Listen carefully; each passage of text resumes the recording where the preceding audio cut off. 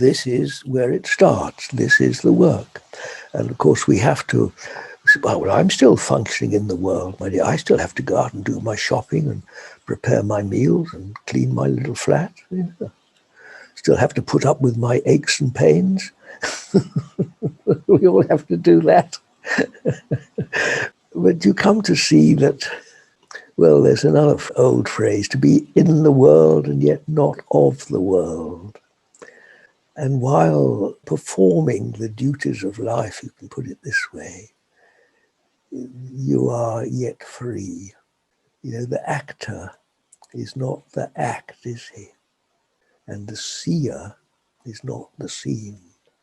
So yes, I'm sitting here talking to you, and yet there's something sort of like a bird's eye view. There's an observer behind it all, you see, that's watching this performance, which is completely unaffected by it.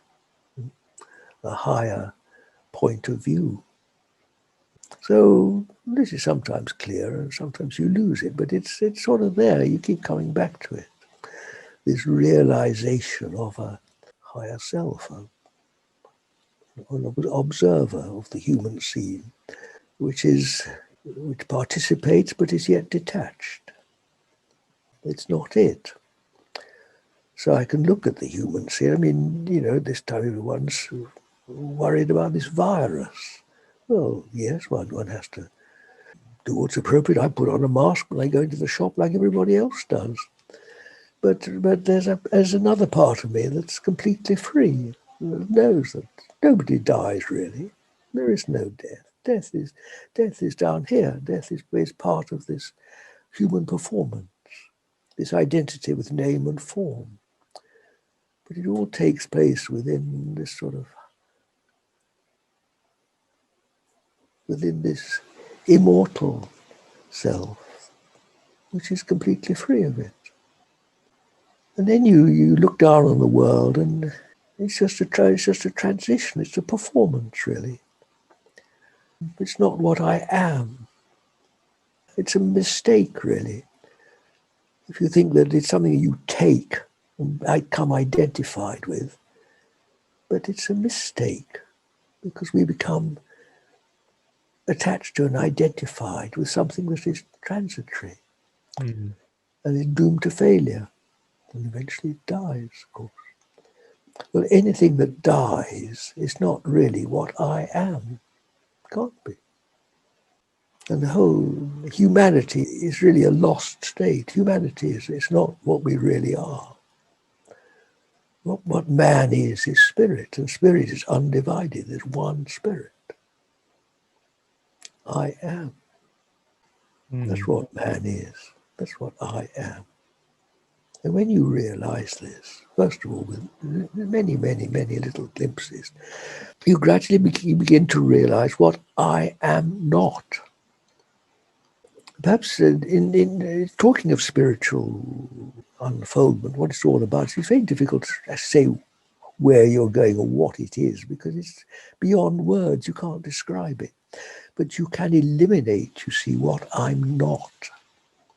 You know, every mother will say to her child that you know, this is sobbing its heart out over some little thing. It's all right, darling. It's all right. It'll pass. It's not as real as you think it is, you know. Well, that's on this little scale, you know, what we discover on the big scale. This whole thing the world is not such a big deal as we think it is, really, and the world's tragedies are not really as awful and as wonderful as we think they are, because they just come to pass. They're all working out under law. It is as it is. But man's real destiny is to discover what he really is, which is this eternal spirit. And when you find it, then you don't need anybody to tell you. You know for yourself. That's right. Like when you look up at the sky, or you just feel instinctively that's better, isn't it? You just love it. You just respond. You think, well, what am I getting such a fuss about? You know, what is this to turn to?